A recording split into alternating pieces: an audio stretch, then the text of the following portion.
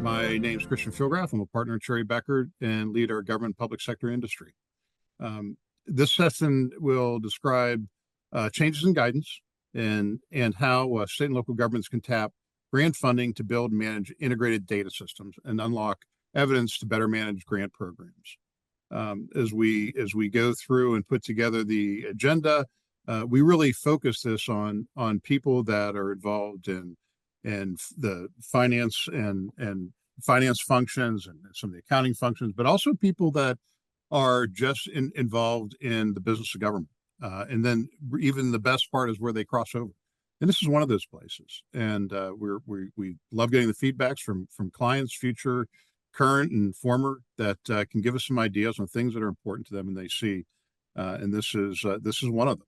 So with that, I'm really pleased to announce our speakers today. Kat Kissier, who is a manager at Cherry Becker, and Robert Shea, the CEO of GovNavigators. And with that, I'll turn it over to Kat.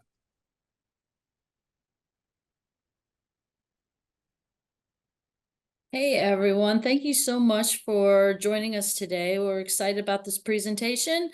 Ready to tell you all about the new uniform guidance changes that are coming up that will be starting October 1st. So get your pens and pencils out and get ready to take some notes because these are pretty important.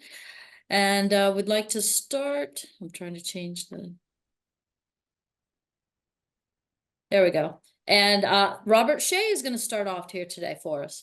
Great, Kat. I'm delighted to be with you. And just a little bit about my background. I spent about 8 years as the Associate Director for Management at the Office of Management and Budget. So always delighted to talk about the release of OMB guidance.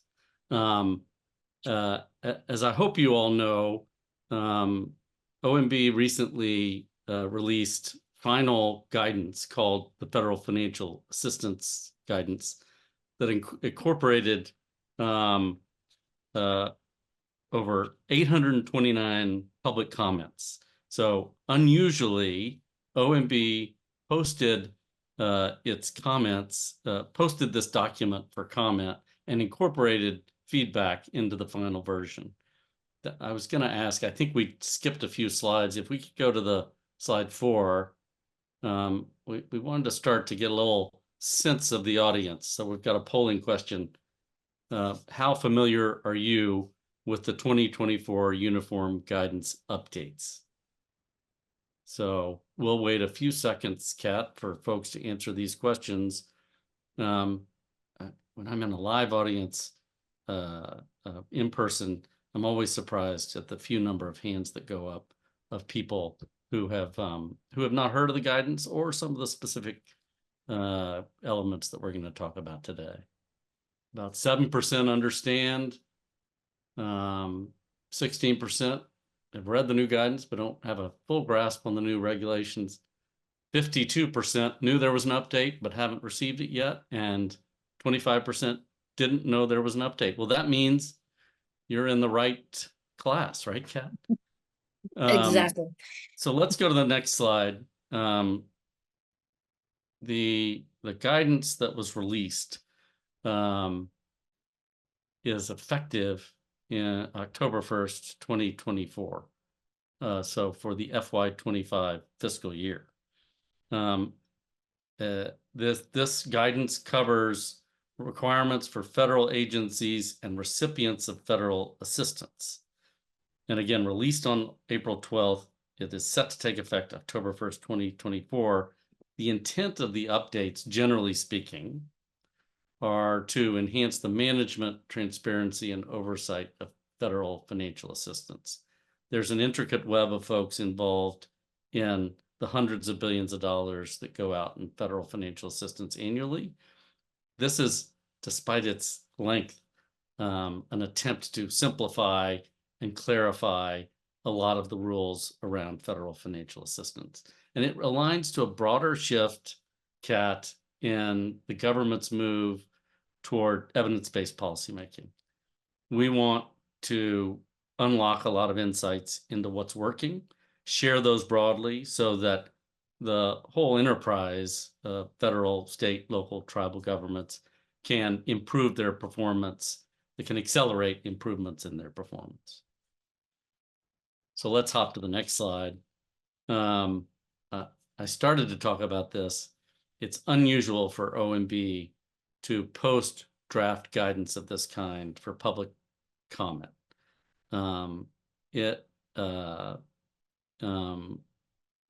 So they received 829 public comments. Those comments were incorporated into the final guidance. And if you go, I'll actually post a link in the comment section, but this is Title II of the Code of Federal Regulations. It's known as the Uniform Guidance, and it consists of administrative requirements, cost principles, and audit requirements for all federal awards. So in addition, in April, when it posted the final guidance, OMB issued agencies an implementation memorandum. But it also, to emphasize the importance of elements of the guidance, it posted a number of reference guides.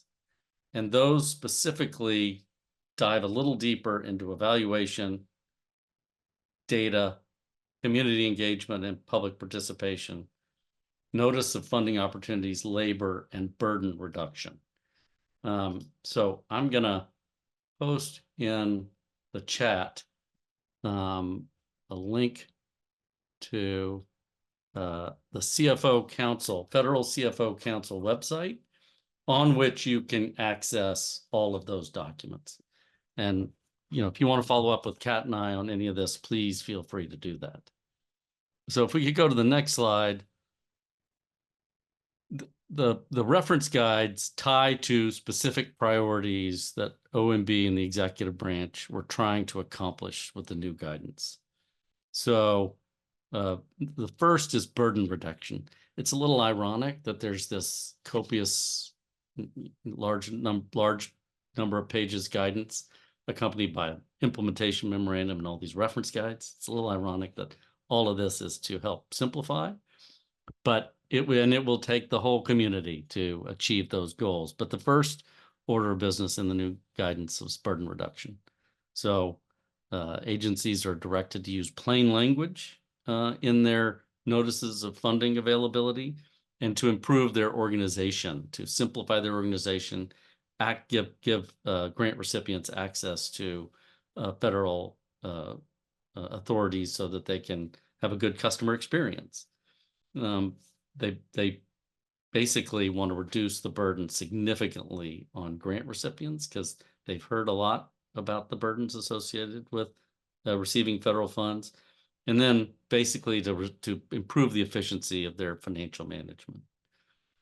I mentioned the focus on evidence-based policymaking. Evaluation is a priority in the new guidance. Recipients can spend a portion of funding on evaluation activities to better understand the extent to which the program's intended goals are being achieved. And that's beyond just basic performance reporting. This is really to get an independent look at whether or not the program is achieving its goals and learning something from that evaluation that can be shared broadly among the nation's grant recipients in that program. Part and parcel of that is data. So recipients are explicitly told they can spend a portion of funding on data gathering and analysis activities to improve program management and, again, understand the extent to which their programs are reaching intended populations. The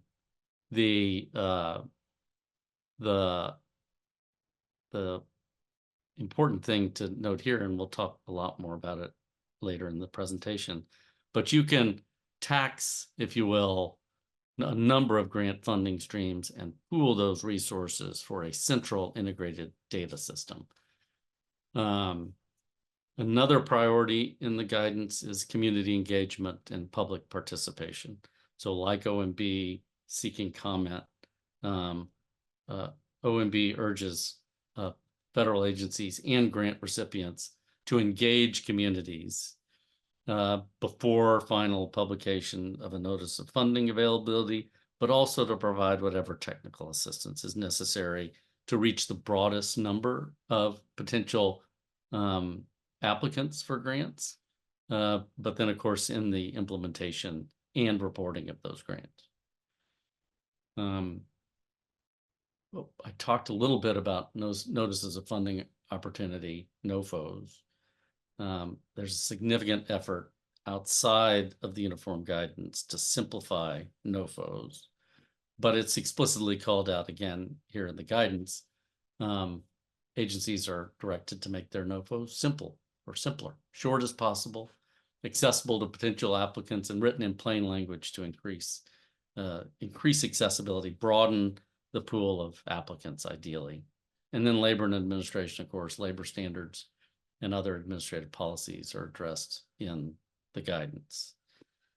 So that's a very high level description of the guidance, what's in there, some of the intent behind it. Kat, I'll hand it over to you to drill down in some other areas. I think you're on mute. All right, now I'm good. So that is a fantastic foundation for us to start with. So you have a little background of what they were trying to achieve with the NOFA or with the new uniform guidance. So what we're going to go into now is talk about recent changes. And let me tell you, there's the good thing about this part coming up is that it's about 15 minutes and it's going to be very full of valuable information. The bad part about this section is that I'm going to be reading a lot to you because there's a lot of information straight out of the uniform guidance. So I will make it as engaging and exciting as I possibly can, going through uniform guidance language. So my goal for you guys here is for you to take away what the significant changes are so that you are ready to implement them into your policy procedures and incorporate them into your internal controls as well. So based on what we saw in the poll question, there's about 75% of folks on here that really don't know a lot about the uniform guidance and what is actually going on and what they're going to have to, what they have to look forward to is a good way to put it with your grants.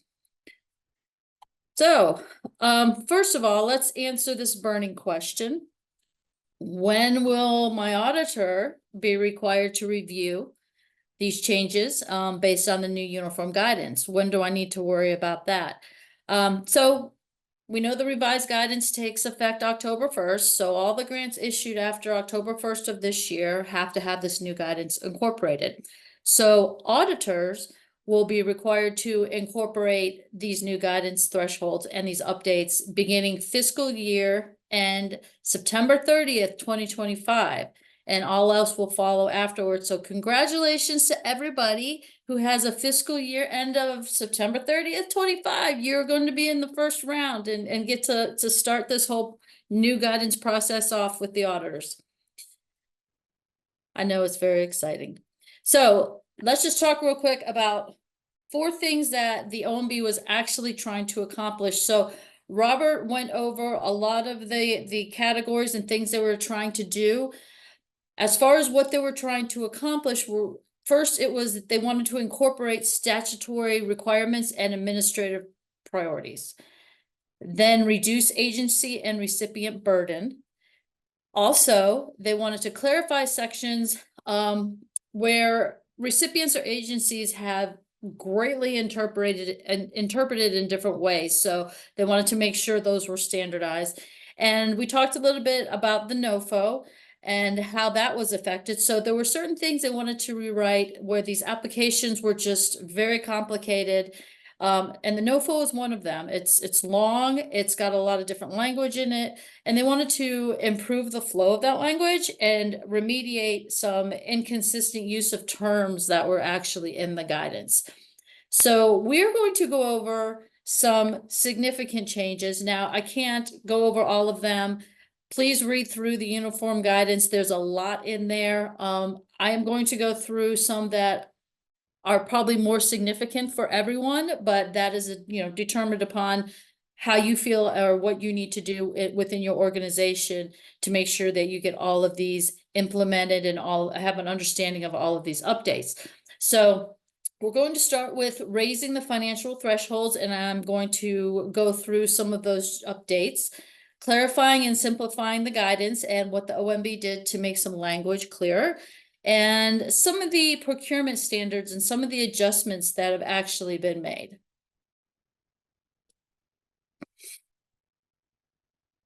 So we're going to start with the biggie, and that is the single audit requirement threshold is raised from 750,000 to 1 million. Everyone was pretty happy about that. So why did they do this? The reason behind that threshold increase was basically to reduce audit burden and administrative burden on smaller recipients. So folks that didn't have as much staffing capacity and receiving these awards, and they just don't have the people to do all of the work necessary and involved with a single audit. So that increased. Equipment threshold. That determination is raised from 5,000 to 10,000. Now, if anybody out there works with the equipment and the thresholds and asset management, this is a pretty big deal. That takes a lot of capitalized assets off, and so you don't have to, go start at that 5,000, but you have a higher limit to actually start with. So that's a good one. So they're, again, reducing administrative burdens for the recipients. And similarly, that's kind of the same as this. When we're talking about unused supplies and the recipients are required to sell at the end of a grant period, that's also increasing from 5,000 to 10,000. So here's the other little piece that goes with this. So we know when we're selling equipment that for the federal administrative costs, we have to cover at least $500 of that administrative cost. Well, unfortunately, that's going to go up to 1,000. So they are increasing that as well. And that's it that I have for equipment thresholds, but there's more in there. You can do some more reading. So the de minimis rate, again, a very, very popular change that was made people very, very happy, went from 10% to 15%. So that allows folks another 5% of indirect costs they can charge to the grant. What else did they change with the indirect cost rate? So federal agencies may not force or compel recipients and subrecipients to use an indirect rate lower than the 15% de minimis rate. This is a lot of clarity as well, unless there's some kind of statute or other regulation attached to that. So organizations or subrecipients, they can choose not to use the 15% de minimis rate, so they don't have to use it, but whoever you're receiving your funds from, they cannot force you to use a lower rate. And they cannot, and then if they have a NICRA as well, they have to let you use the NICRA as well. Also, recipients and subrecipients can notify OMB of disputes with regards to federal agencies' applications or acceptance of the negotiated cost rate. So now, especially with like nonprofits, they can go directly to OMB and say, hey, I think these agencies are not following the law, and they can report that and ask for help with that. And we were talking a little bit about pass-through entities, which in our case is generally state and local governments. They have to accept the negotiated direct cost, the NICRA, the negotiated indirect cost rate for subrecipients. So this also goes for nonprofits as well. And those nonprofits, if they have a negotiated rate with one agency, that can be used with the other actual agency grants as well. So if you want to know more about these indirect cost updates, because I know indirect cost is always a hot topic, there is a presentation tomorrow afternoon at 2 o'clock with the indirect cost rate guru that we have.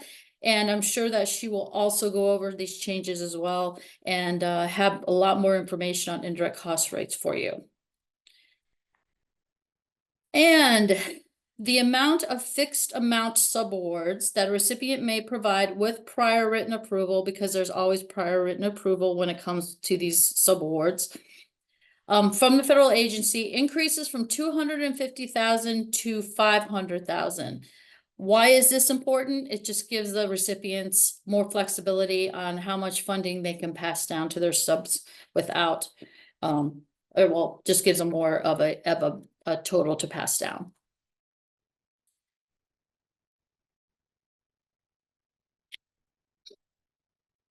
All right, so one other change to reducing administrative burden is prior written approvals. So in this new update, the revisions no longer include requiring prior written approval for things like real property, equipment, direct costs, entertainment costs, memberships, participant support costs, or selling or marketing costs and taxes. This is not an all comprehensive list. Make sure to look through and go through that uniform guidance, like I said, and look at that. Now, why is this important? Any of us that have worked on grants that have, and we have a lot, let's say we have 100 or not even 100, maybe 25. The prior written approvals takes time, and you may have a lot of them depending on how many grants you have. So, you know, I have worked in government before and nonprofit sector and grants, and I know I have spent plenty of time writing for written approvals and asking for written approvals, even for small things that we know we really need to apply to that grant. So how much time does it take to write those? One, maybe not so much, but just taking this little piece off of your plate, it may really add up and save a lot of time where you can use that time doing something else and not writing for written approvals.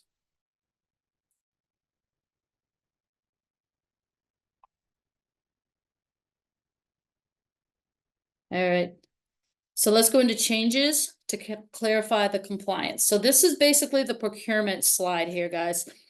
So there's a few things of importance we need to look at. First of all, they included the veteran-owned business in the contract provisions. And also along with that, when you're talking in relation to small businesses, minority businesses, veteran-owned businesses and such, they had the phrase, the language, affirmative steps must be taken. Well, they clarified and changed that language to, when possible, the subrecipient or recipient or subrecipient should ensure in a procurement process that you are including these businesses. So how do you ensure that? There's different things you can do. As like including businesses on your solicitation lists and, you know, making sure you actually solicit them when it's appropriate and they can actually provide a possible service that to your actual proposal or give you an actual proposal to the service. Make sure you establish deliverables with this that they can actually, like, let's say a schedule, for instance, you know, some smaller organizations may not be able to follow the same schedule a larger organization will follow.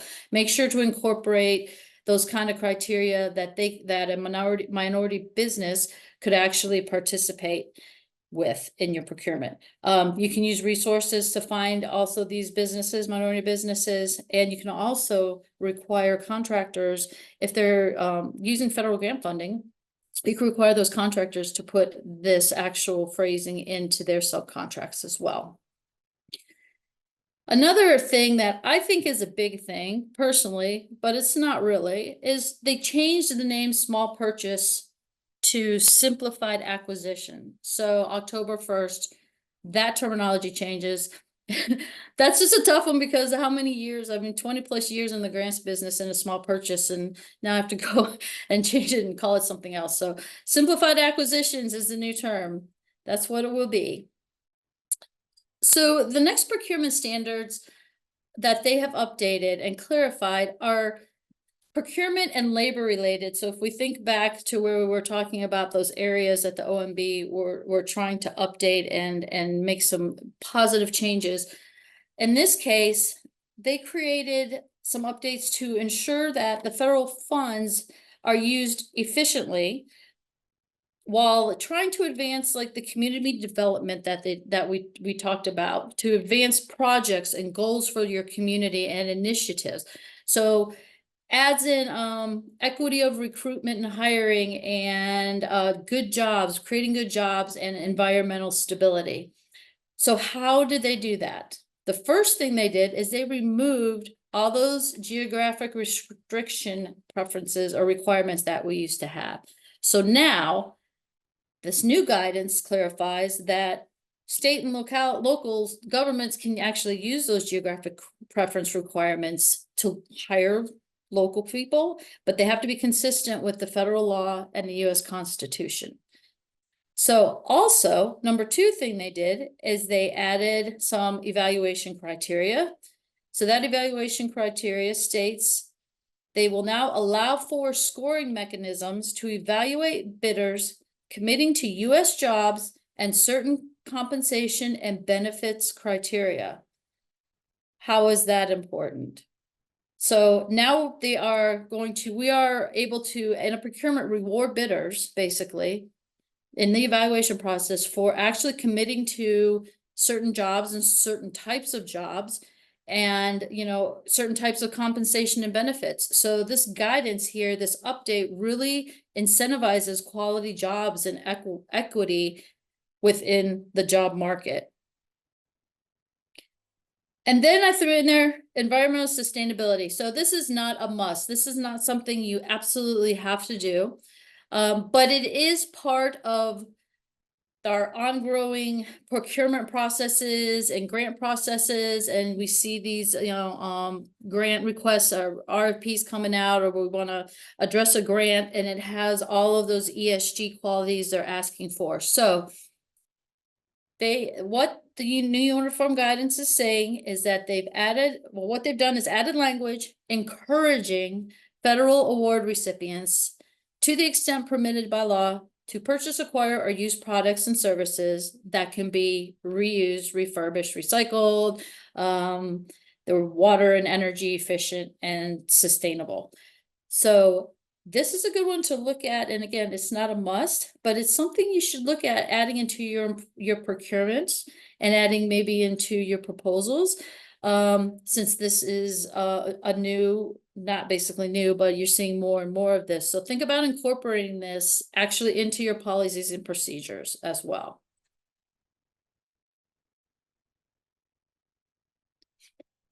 And these are pretty, you can just really read these, but I'll just read through them really quick. And these are also simplifying and clarifying. But since we have a lot of folks on here that are fairly new to this guidance, I'm going to go ahead and read through them for you. So one of the other things they did to clarify compliance is they changed some definitions up. So continuation funding, for-profit organization, there's a new definition on what that is and what participants and prior approvals are. So make sure you review what those new definitions are so that you stay compliant. For the auditors in here and those that like auditing, question cost definition will clarify what question costs represent in the audit findings. So there'll be clarity on question costs. This is a pretty important one especially if you have subrecipients.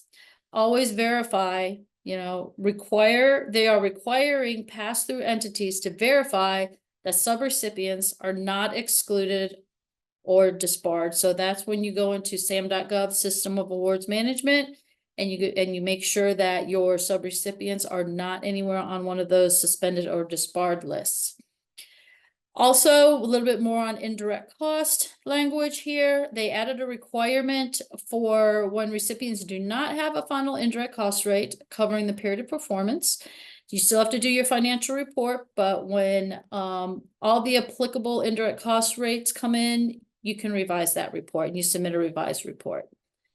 And they did a little bit of clarifying administrative closeout costs when you can actually take what actual dates are included in there, when everything needs to be liquidated or charged in the final budget period. So there are a couple of others I'm just going to go over real quick that I think are important, and then we'll get to that in a second. So read through the False Claims Act and the updated revisions and the updated uniform guidance. They now say that applicants, recipients, and subrecipients must promptly disclose credible evidence of the commission of the violation of the Civil False Claims Act. So what they are saying with credible evidence is you have to be reasonably certain that there is evidence that a crime has been committed or fraud has been committed. You cannot say, well, I think that something's happened here. They want to know why. They want you to do a little digging. They want evidence and doing an examination ahead of time to make sure that you actually have this evidence before you go to them. Promptly, talk about promptly, it used to say timely, now it's promptly. Yes, do all that background work, make sure it's credible evidence, but do it quick and do it in a timely fashion. So don't wait, a month or two down the road and go, oh, now I'm going to look into this. Now it is mandated that you do it as soon as you can, promptly, and make sure you have the evidence to back it up. And the last one that I really want to go over really quick with you guys is the cybersecurity part. So OMB really wanted to go in and enhance protection of government assets and information. So now it states that so it has a requirement that recipients and subrecipients take reasonable cybersecurity measures to safeguard information. Obviously, we've seen a lot of this. Again, another growing concern that just keeps growing. So make sure that you think about adding those cybersecurity. You should add cybersecurity measures into your internal controls as you go forward. And there's a lot more, but we're going to go into the polling questions. And I see some questions popping up, but I can't see them. So maybe someone can read them out to me if I need to answer anybody. I think we can tackle those to the extent we can at the end, Kathy. After, yeah. That works. So here's the polling question. How Yep. difficult will it be for your organization to adapt to the uniform guidance updates? Won't be difficult at all.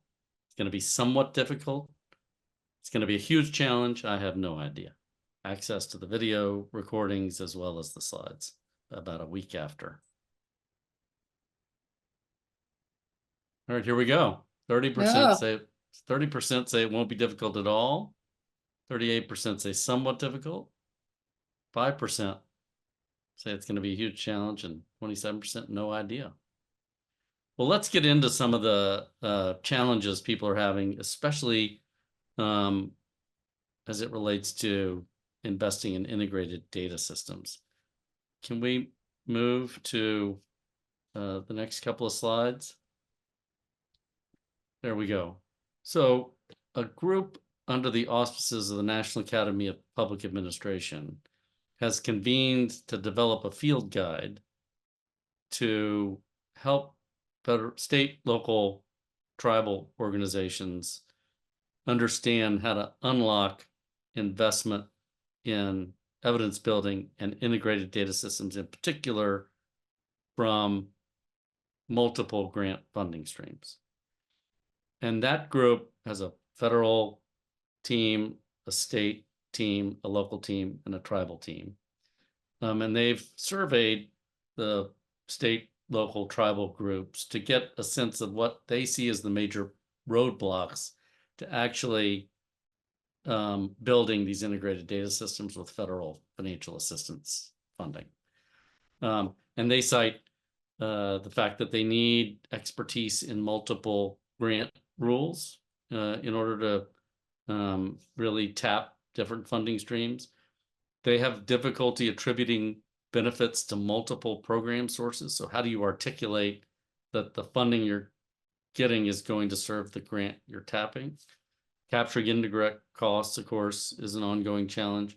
Dueling agency interpretations. The Health and Human Services may interpret the uniform guidance differently than Department of the Interior, and Education may have a different interpretation still. So that's an ongoing complaint of federal funding recipients. Ongoing organizational change, keeping the talent you need to oversee, comply with various grants management requirements. And then lack of consistent guidance on federal support for shared services. I think some were hoping to see some explicit call out to shared services in the guidance. And though there was clarity around what you can spend money on, I think this gap is something that disappointed folks. So if we can go to the next slide, and I know I'm running out of time. So as I mentioned, this is the explicit call out for evidence building and integrated data systems is part of an overall movement towards evidence-based policymaking, but the auditors have to be a partner in this. Auditors are increasingly being called on to move from an emphasis on compliance and toward being a more strategic partner in evaluating whether a program is achieving its intended objectives. And this shift is endorsed by OMB's changes related to data and evaluation as legitimate uses of grant funding. Next slide. Program managers are really the ones who should be demanding and show stewardship over data, leveraging data systems, building data systems to help monitor and ensure programs are achieving their intended outcomes. So this is critical to moving from a compliance focus. Are we simply checking the box? Or are we really trying to use these funds to achieve an objective? Next slide. So the new guidance explicitly says costs related to data and evaluation are allowable and include, but aren't limited to, expenditures needed to gather, store, track, manage, analyze, disaggregate, secure, share, publish, or otherwise use data to administer and improve the program, such as data systems, personnel, data dashboards, cybersecurity, and related items. They can include direct or indirect costs associated with building integrated data from multiple state and local government agencies for the purposes of management, research, and evaluation. As you can see, if they could have thought of other words to put in here, they would have. They're trying to make this as broad as possible. Evaluation costs, separate and apart from data systems, include evidence reviews, evaluation planning, and feasibility assessment, conducting evaluations, sharing evaluation results, other personnel and material costs related to the effective building and use of evidence and evaluation systems, data systems that link individual level data. Now, there's a little bit of a tension here. Groups are very excited about the opportunity to use grant funding to build integrated data systems.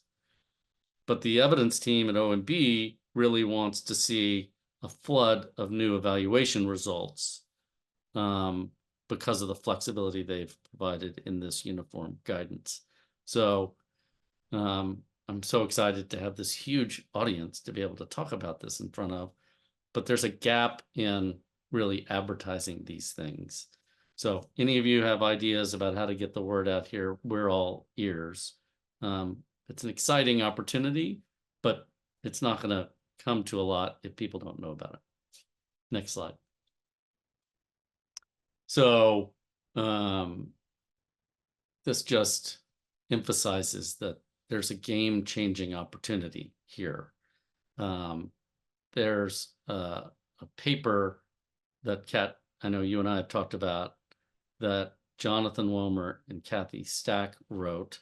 And if I can put my hands on the link, I'll post it in the chat.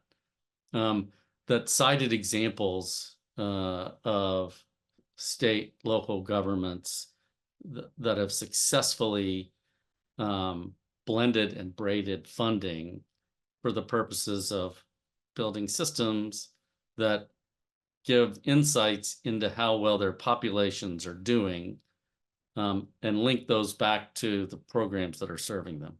So they can tease out what's working best, what's working not, and scale up those things that are working.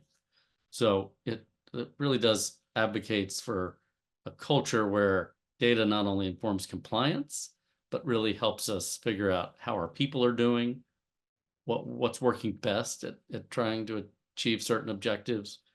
And then moving more and more money into those programs, but also learning from where we're falling short. How can we sort of create a learning cycle where we're sharing what we know about what's not working so that we can fix those? Next slide. So, the benefits of integrated data, I think are obvious, but combining data for efficiency, if your Health and Human Services Department and your education agencies and your criminal justice system are all collecting data anew, that's redundant and doesn't really paint a complete picture of your constituents and how they're being served. So integrated data systems combine data from these various systems and can quickly, accurately, and efficiently answer, hopefully, critical questions to improve service coordination, customer experience, do better targeting, measure outcomes, and improve program integrity. We've seen spikes in fraud and a quickly evolving fraud landscape that hopefully these data systems can help mitigate. But we also want to improve data consistency. So confusing, inconsistent guidance from OMB, HHS, GAO, grant-making agencies about whether costs can be charged to federal grants and how funding can be combined without triggering audit findings. That is going to be critical. The compliance supplement was released before this will become effective.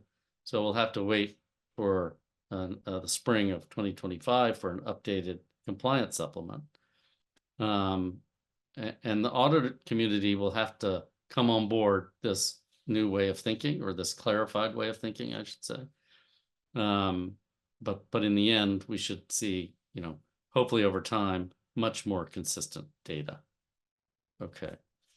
So I think that's my final slide. And we've got one more, we've got our third polling question. So in which areas do you find there are major grant-related challenges in your organization? Is it lack of expertise in grant rules, understanding indirect costs, inability to find consistent and accurate federal support for grants, or all of the above?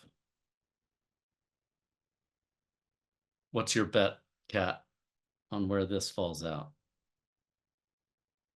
My bet is, I don't know. I mean, all of them, I would say all of the above. That's where I think it's going to fall out right there. Yeah, it's fascinating in the surveys of state, local, tribal governments that we did as part of this field guide.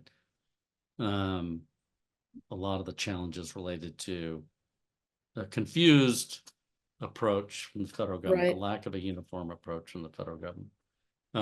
I will note the field guide should be published in the early fall. So hopefully you can look out for that.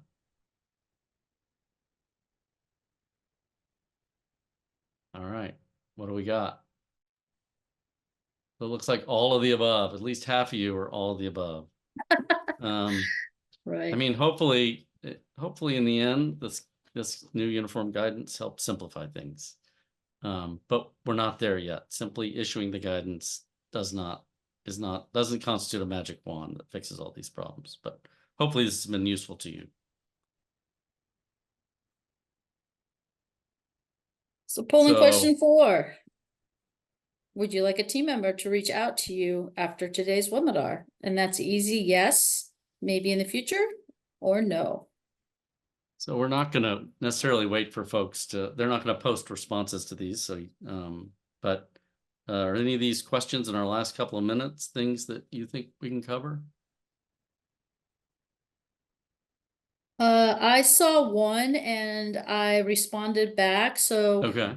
As far as like your capitalization threshold goes, so the federal threshold will increase on October 1st to 10,000, but whatever your actual organization, local, state government thresholds are, you still have to follow those thresholds. So you can't just say, okay, it says 10,000 now, here we go. You got to follow the other regulations as well. So if it's something you're looking at where you're like, oh, I'd love to increase that threshold, make sure you go through the proper channels. Make sure, if it's your state, regulation, that you talk to either someone with the state about getting that changed, or initiate that process, or if it's a local, same kind of thing. So don't just go changing your policies and procedures, because in the grant world, more restrictive is what you want to follow when it comes to a lot of these compliance and regulations. Oh, Kat, I think we're out of time. We have 1 minute. Oh, Well, I guess maybe I'll take that. Oh, There you you go. take over. take over, Christian. So thanks everybody for joining. And that does conclude the third session of our series. If you have any questions, as I said, please feel free to reach out to Kat or to Robert, or to any of us, and we'll follow up with you. Couple things I want to mention. Kat mentioned the one yesterday talking about indirect costs. Tomorrow we have a session with being led by Nikki Latini, who some of you may know already if you're in the grant world, and have some really interesting things we're doing right now with indirect costs that are paying big dividends back to our clients. A number of states, territories, and lots of cities and counties that we're working with on this.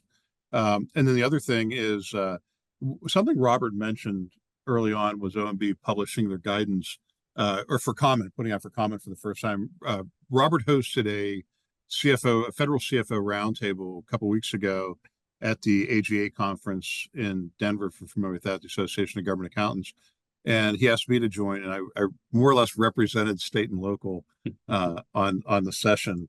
But the CFO of OMB was there, and she talked about putting out the guidance and the feedback, and how I think happily surprised they were with the amount of feedback they got. And it was a session really about trust in government, which Robert and I are doing a session on tomorrow. So that's a plug for another session tomorrow that I'd like to encourage you to go to. Some really interesting statistics that we'll talk about, and some findings that have been done with NAPA and our firm that we've been talking about. So when you click out of the session, you will receive a invitation to take part in a short survey. I really hope you'll do that. We get our topics for this, and we look for the feedback from your feedback off the surveys. And then just a final reminder is please check the registration site linked in the chat for the next sessions today and tomorrow. And the recordings, as Robert said, will be available in about a week. The next session begins at 2 Eastern. Is another really good one on fraud, waste, and abuse in the government sector. So with that, thanks everybody for joining, and talk to you soon.